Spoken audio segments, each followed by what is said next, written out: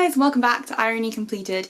Today's video is going to be my July book club. So if you don't know, I do these videos every month where I tell you my wrap up of all the books that I read in the previous month just gone, this time being July, and I also tell you my TBR list for the next month, that being August on this occasion. So this month I actually read 4 books, which I'm pretty proud of. One of them I haven't quite finished yet, but I'm including it in this because July isn't quite over when I'm filming this and I am determined to finish reading it before the month is up. In fact, I'm more than halfway through. I'm 3/4 of the way through, so I'll probably get it finished tonight or tomorrow. And that book is Heart of Darkness by Joseph Conrad.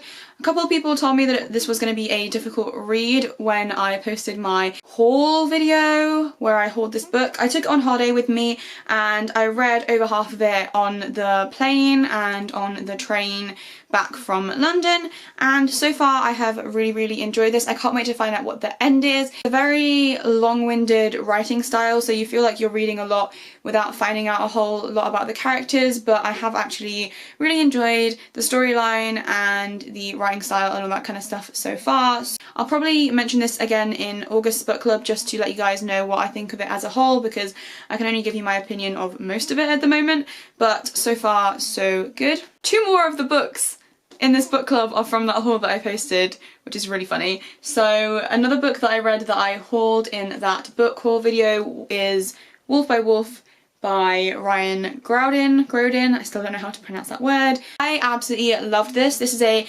contemporary young adult book about a girl who was experimented on in the Holocaust, and this book is set in an alternative reality where the Nazis won World War II, and she is given the task by the resistance of killing Hitler because she can shapeshift to look like other people, and it is amazing. It's a really emotional kind of book because it's set in this tragic alternate reality, and because the protagonist has been through so much yet has to pretend to be friends with the people who essentially tortured her and took her family away from her, because she has to pretend to be this motorbike champion in order to get close enough to Hitler to kill him.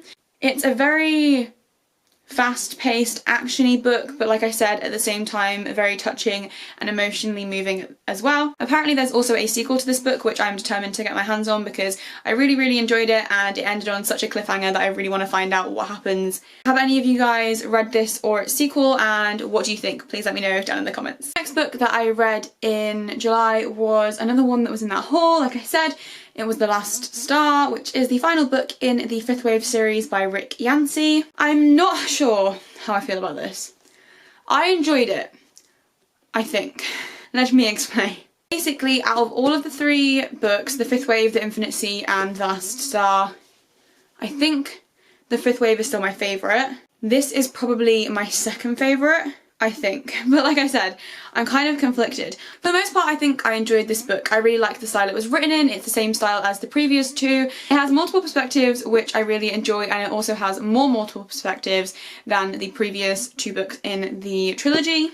I think my main problem with this book is the ending. I'm not going to give away spoilers, but I'm not mad about the main point of the ending, which is a character death. I'm not mad because I feel like the death was justified in the storyline. I'm mad because I feel like at the very end some of the characters are completely out of character and act very differently from the way they've been acting for the rest of the series. So the last chapter, for instance, which is from Ben's perspective, is all about his and Ringer's child, and Ringer gets pregnant by another character actually at the end of the 2nd book, but finds out in this book that she is pregnant, and she is determined at the time that she discovers it to terminate the pregnancy, but she decides to keep the baby, you know, that's fine, whatever. But her character's attitude and personality really changes in the last chapter after she's had the baby, and it makes absolutely no sense to me.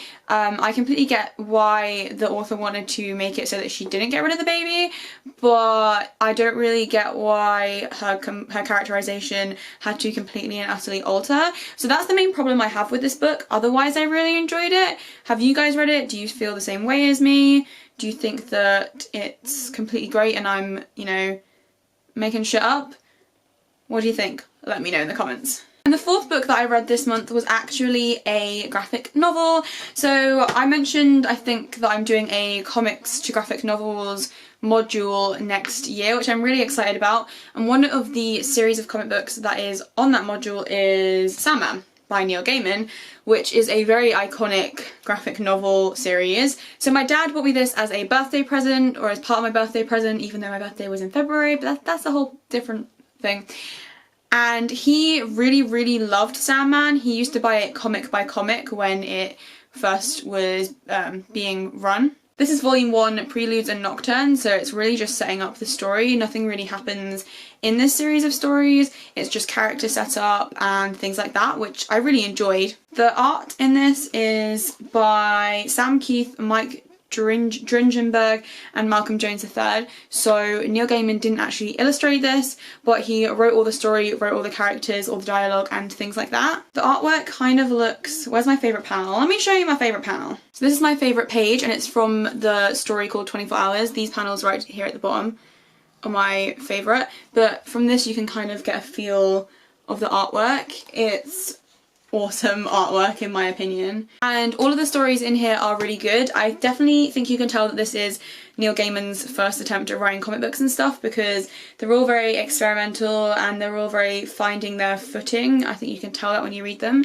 but reading this has made me very excited to study it on my course, and also very excited to read further volumes of this, because if this is good, I can't wait to see what happens later on in the series. Sandman is so iconic. I can't believe it's taken me this long to read it because I'm a massive graphic novels fan. So again, late on this train, but it's really hot in here. I enjoyed it, basically. So that was all of the books that I read in July, and now I'm going to give you guys my August TBR list. And if you do not know what TBR stands for, it stands for to be read. So that means I'm going to tell you all of the books that I plan on reading in August, and you'll have to wait until next month's book club to find out what I thought of them, whether I actually read them or not, stuff like that. First things first, I want to say that I'm only putting 2 books on this TBR because August is the month that I really need to start planning my dissertation. So I plan for a lot of the reading that I am going to be doing in August to be academic reading, to be academic journals and books of that nature. So I don't want to include those in here because A, I don't know what the fuck I'm going to be reading yet, and B, that's kind of boring for the general public maybe. Would you guys be interested in knowing what academic stuff I'm reading?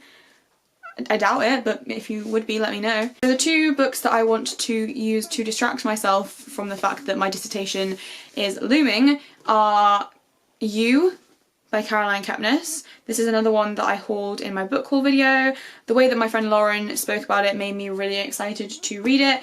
Basically, this is a book about a stalker from the perspective of the stalker, so I think that could be a really interesting thriller. I'm super excited to read this, and hopefully it will be a good read. I don't really know much more about it other than what I already said in my book haul video, which I will link down below. And the other book I plan on reading is something that I actually started to read last summer and then just never got around to finishing or really getting into it, and that's The Psychopath Test by Jon Ronson. And the reason I decided to pick this up again after leaving it for so long is because someone commented on my book haul video and said if you are really into serial killer books then you should read The Psychopath Test, and I remembered, oh yeah, I started reading that and then I completely forgot about it. So I've decided that I'm going to start reading this again, reread it from the beginning and see what I think. This is a non-fiction book about psychopaths and serial killers and high functioning sociopaths and all that kind of jazz. So I'm super interested in reading it, and yeah, hopefully it will be good. That's everything for July's book club video. Please let me know down in the comments if you have read anything that I mentioned in this video and what you thought about it. Also, please let me know what books you have read in July / are planning on reading in the near future, because I always love to find out new recommendations from you guys and find out what books you guys really enjoy. If you want to follow me on Twitter, Tumblr or Instagram, they will all be linked down in the description, along with that book haul video that I mentioned and also my July favourites if you prefer my beauty videos. Thank you guys so much for watching, and I will see you in my next video. Bye!